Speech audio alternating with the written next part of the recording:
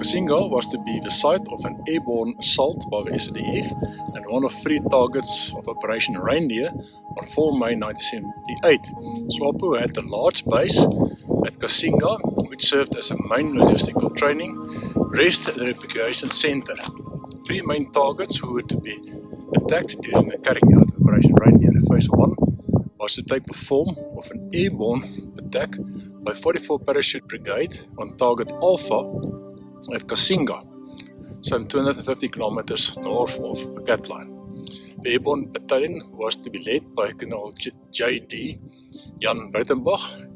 The bulk of the paratroopers did not land between the town and the western bank of the Kalonga River, according to plan, but instead were scattered over a wide area on the west bank of the river. The first SADF group arrived at the target from the north and neutralized the entire guerrilla section. By this time, the hour to commence the attack had already been delayed by an hour.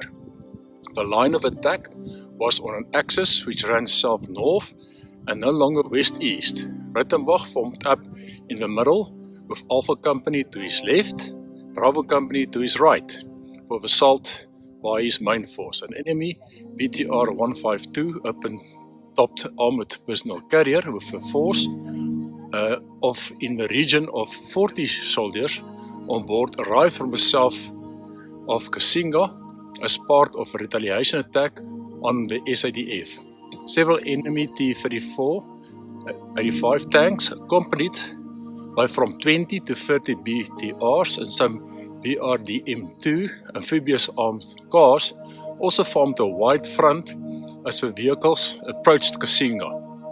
The vanguard was followed by 12 trucks, each carrying from 200 to 240 troops and towing a 14.5mm guns. Breitenbach immediately requested air support, which was provided by Buccaneer and 2 Mirage fighter aircraft. When Breitenbach assembled a force which comprised of a remainder of Alpha Company, the anti-tank platoon, some of the wounded, and General C.L. Constant Viljoen, the then chief of the SADF, at a location close to a cemetery. Charlie Company covered their rear. When the SAAF contingent arrived, the Mirages attacked the BTRs, with Buccaneers neutralized the 5 tanks in the mechanized column. Soon the fighting was finally over. From reports which were obtained from intercepted messages, it was learned that the bodies of 603 dead SWAPOs were counted. 4 SADF soldiers died during the engagement and 12 were wounded. 1 soldier was lost and is still to death. We went past Cassinga today, where the site where the attack took place, the remainder buildings, is now part of an open-air museum, which is perhaps accessible to the public, but we didn't have time to remain there. We did find the signpost of Cassinga, and obviously the lane of tall trees that is always very recognizable of any photographs from the area. You were leading the Cassinga Ops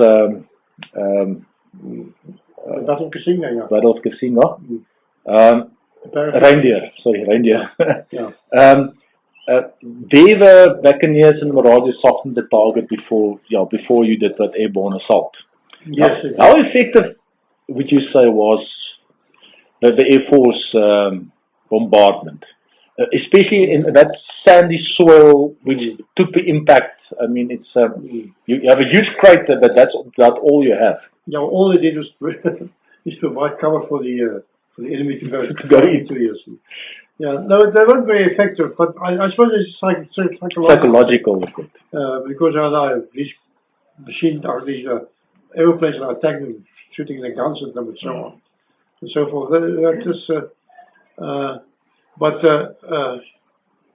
Something up the target, that sort of thing, you see.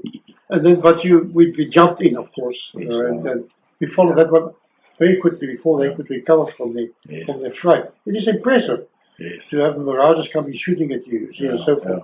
And then here come the paratroopers.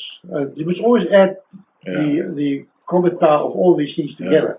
And what is more, You mustn't let a certain section of Komentar die down before you launch the next section, as it were, because they follow each other very rapidly. In other words, the Marauders come in, they bomb and shoot the hell out of the target area, and immediately after that, here come the paratroopers, jump down C-130s, C-160s, when they're still frightened the hell out of because these airplanes are gone. And look at that, they're now the parachutes. So that, you go putting that, let other paratroopers jump onto objective. It's not just other paratroopers jumping onto objective for the enemy. They can see all these parachutes. They obviously about 300, 400, 500 of them. And here they come, and then now they're going to have a rough time. So they're demoralized. That's right. The effect of the rifles, at least of the air bombardment or whatever, may not be as well as you would like it to be. You see, I mean, you're not killing very many with that. No, you don't kill many, but you obviously this has an ecological part of it.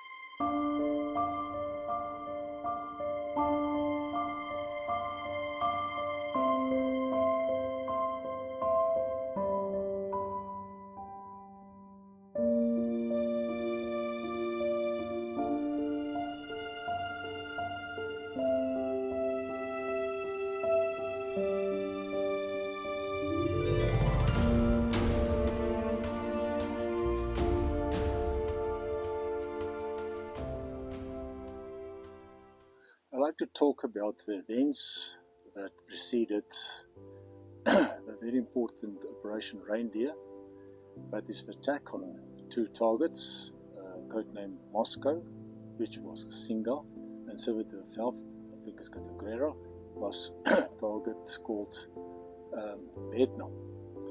Now, much has been said about this operation. A lot of articles and books were written. I have with me a copy of a book, The Cassinga Raid by Anne-Marie Haywood, which also gives her account.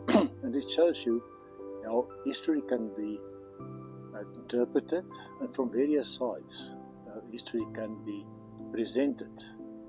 And whether it's the correct side or wrong side, it depends on your worldview and your perspective. So, important, in 1978, we know that the United Nations passed Resolution 435 on 29 September 1978, which is very important. This calls for South Africa to cooperate with the Security Council, and that welcomes prepared to cooperate, and there should be a neutral force, referred to as UNTAC, established for the preparation for democratic elections and independence of South Africa and Namibia from South African rule. Now, during the operation, there are reports of whether this target, the base, which was attacked by the South Africans, was in fact a military base, or was it a refugee or transition camp for civilians. So some reports state that there were huge casualties by civilians. From the book that I just mentioned, I read that it was claimed that 612 Namibian refugees were killed. From them were 147 men, 167 women, 298 children. 611 were wounded, 4 women adapted, 12 Angolan soldiers killed and 63 wounded, 3 Angolan civilians killed and 15 wounded, and extensive damage to the property. Now, we can test these figures in theory by doing a simple calculation. Where are the bodies? Where are the mass graves? What happened to all those women and children who were killed? So significantly, a mere 3 days after the operation, we found that a group of international journalists were invited to visit the site. By that time, there were supposedly 2 mass graves. The first mass grave was sealed by a concrete slab. For what reason, we would not know. Where presumably there were people buried. The second grave was still visible, and there are actually photographs, and the photographs are included in this book, of a mass grave. Now, if you carefully examine this, you'll find it hard to find bodies of anything else than mature men, probably no women, and I clearly cannot see any women in this mass grave. So it still calls for the question to be answered: where are all the bodies? So it's interesting, this operation, but at the time it took place, was very critical. It's a time where the diplomacy was very sensitive. We had P.W. Botha, who wrote a letter wherein he agrees to the independence of Namibia by the end of as soon as 78, and that they will cooperate. So to have an attack of this nature a mere few days thereafter is perhaps also significant.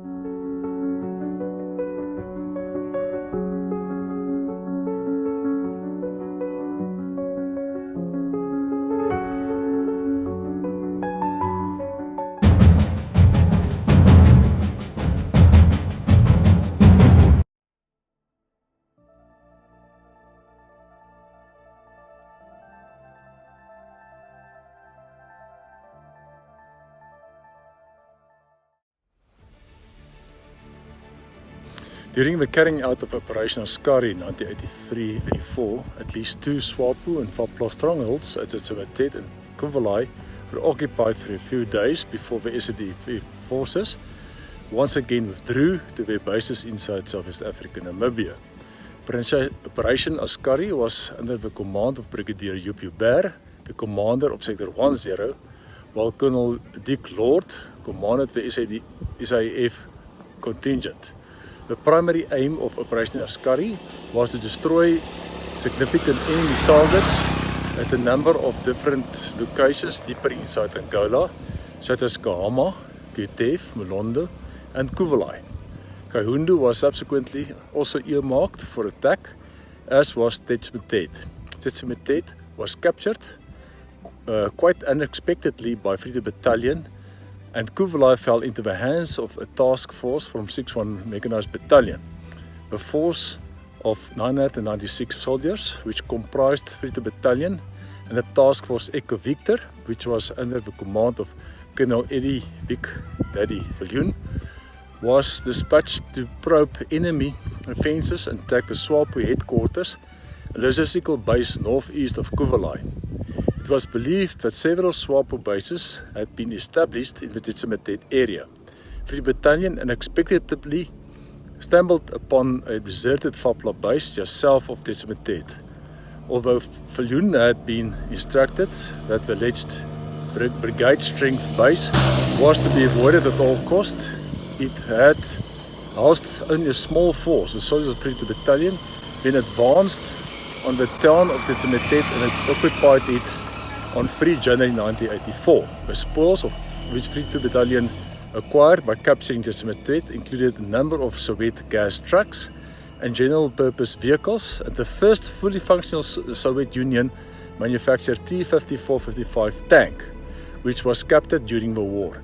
The achievement was a particularly remarkable one if it is adequately taken into account that 3rd Battalion did not pose any anti-tank capability.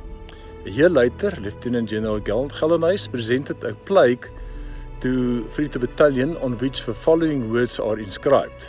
Inverted commas. Free Battalion has the best fighting record in the South African Army since World War II, closing that in commas, thereby bestowing possibly the greatest honor which could have been conferred on any unit.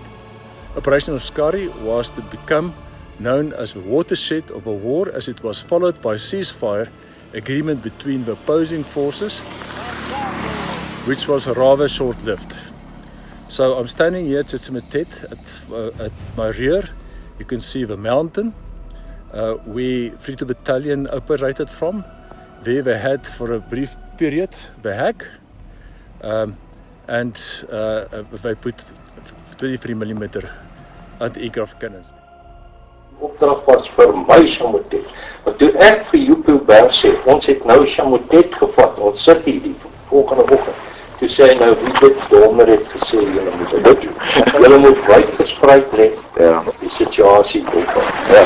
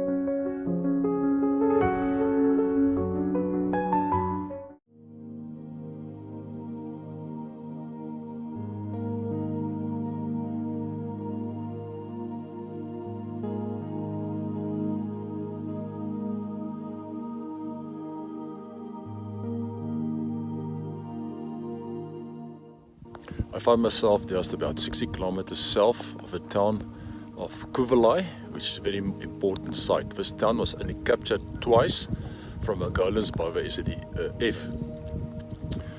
During the fighting at Cuvelai, which lasted between December 1983 and January 1984, while Operation Askari was in progress, two battles are referred to as Cuvelai 1 and Cuvelai 2.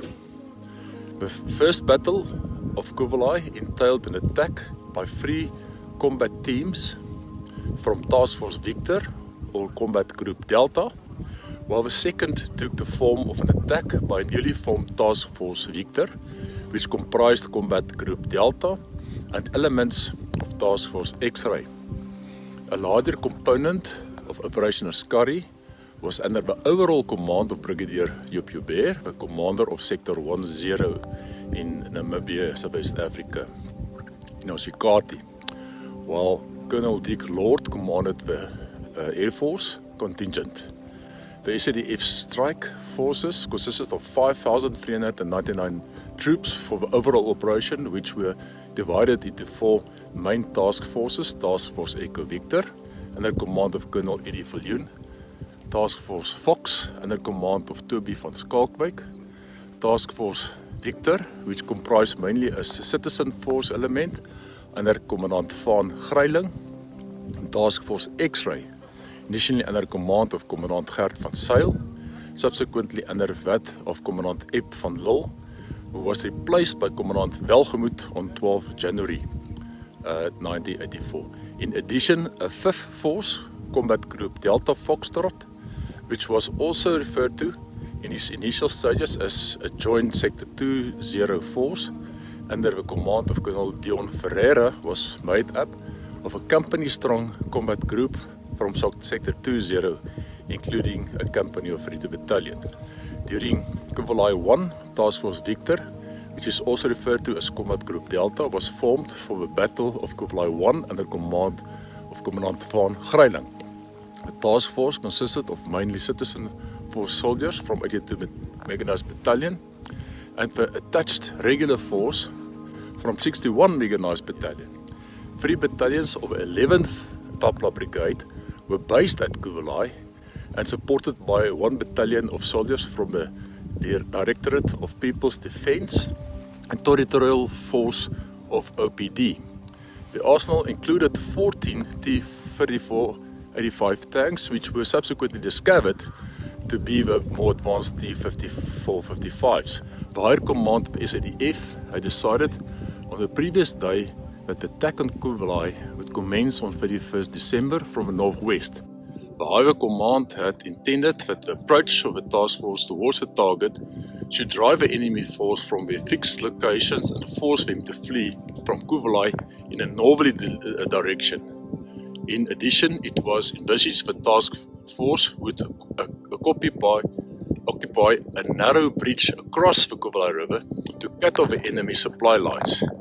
The first attack on Cuvelai was unsuccessful, and soon the task force was proceeding with a rapid withdrawal. Valour was to assume command of the task force during Cuvelai 2. Combat Group Delta was augmented by a detachment from Task Force X-Ray from 6-1 Mechanized Battalion, which had participated in the fighting earlier at Kahama. The reorganized Combat Group Delta became known as Task Force Victor. In the early hours of 3 January 1984, the soldiers under Valour formed up in their positions for the Battle of Cuvelai 2 at the position southeast of the town. By this stage, the SADF was desperate to achieve resounding success, which would counter the negative effect of the earlier reverses of the operation. Toe kry ek nou die job, ek moet nou tussen hierdie twee taakmagte. Ek nou 'n plan maak en dan moet ons Cuvelai aanval. Want ons moet sukses kry. Ons het die sukses.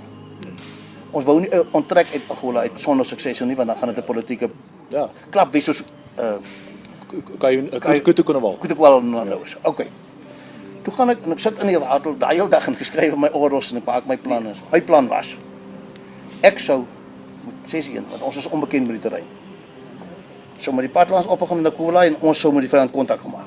Soos wat ek by Kahama gedoen het.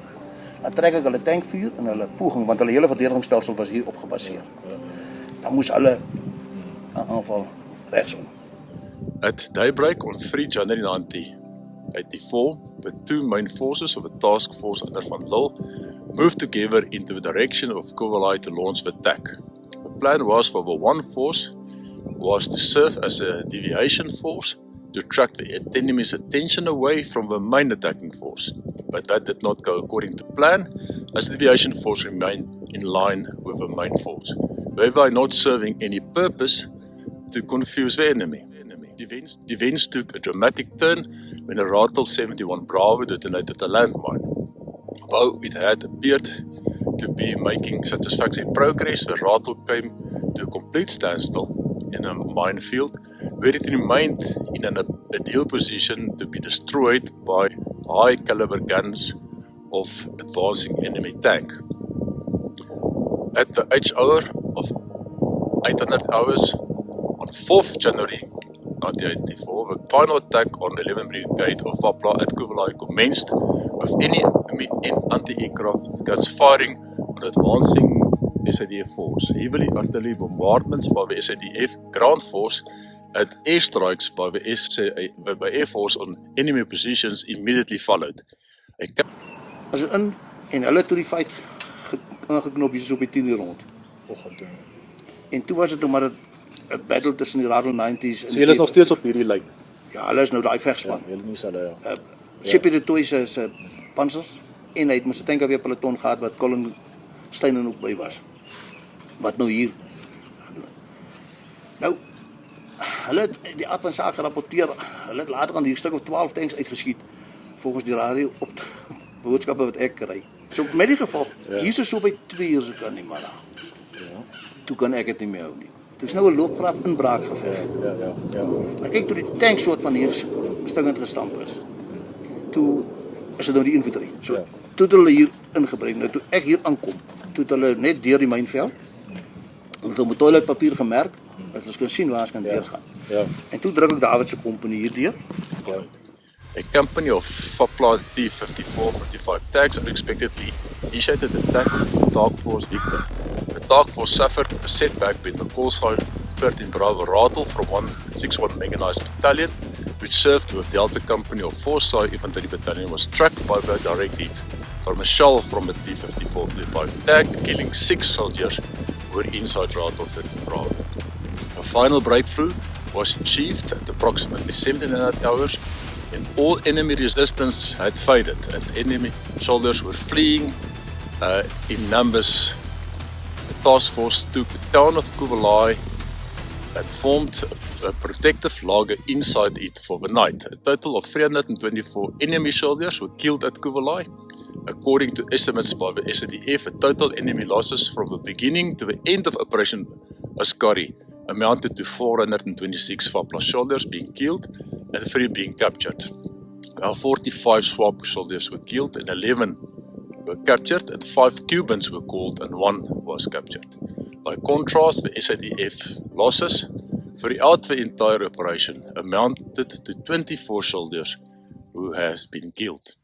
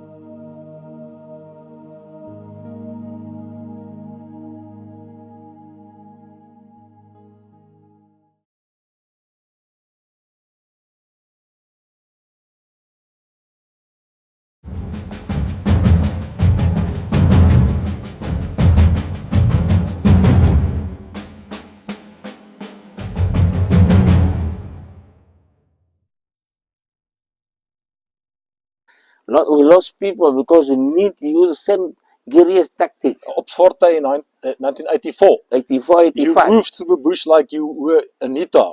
Yeah. You wear Anita clothes. Anytime, like swamp rock, everything. We were fighting, and we lost people because the other side of South Africa was together with James in Juba, and we need to go that side. And it was not support weapons, certificate support weapon. Whenever Kazavek, you need to carry him more 10 or 20 kilometers away. For why we lose people and Kazavek the people. There was no support. You had to you had to live in the bush on your own. Bush. And I tell you one state when you lost on February, we lost 11 people on our outskirts. Op Forte. Yeah, people need to carry these people 3 days. Some of them, the body was already rotten. Then we take a risk to open all the Portuguese airfield. And luckily, only the last at the end of our airfield was one anti-tank, anti-personal mine exploded, but Colonel Furion, he take his balls and the pilot, he forced the pilot to come with the cutter there and to take those bodies and to take it out. It was not easy, understand?